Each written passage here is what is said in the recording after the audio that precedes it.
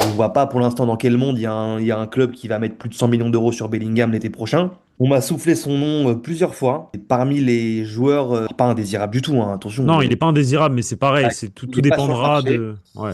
Et tout dépendra d'un entraîneur aussi.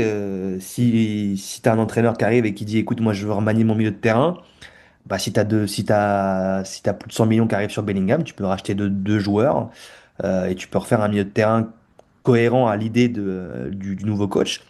Donc il fait partie des joueurs qui, ici, a grosse offre, mais bon, pour l'instant, joueur blessé, joueur qui ratera ou pas la Coupe du Monde, pour l'instant, il y a un gros point d'interrogation aussi de ce point de vue-là.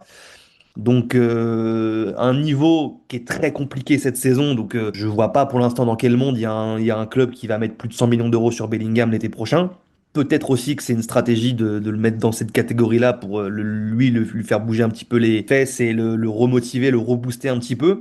En tous les cas, moi, du point de vue du joueur, j'ai eu des retours du point de vue du joueur. On ne veut pas entendre parler d'un départ. Lui, là, il est très affecté par sa blessure et il essaye de revenir le plus vite possible en tout cas, il va être très déterminé quand il va revenir de sa blessure. Côté club, on n'a pas non plus envie de se séparer de Jude Bellingham. Ça reste quand même une top star, quelqu'un qui est important pour les sponsors, Adidas. pour le club, Et Adidas, léger Adidas, hein. l'égérie Adidas, etc. Il y a beaucoup de choses sur Bellingham.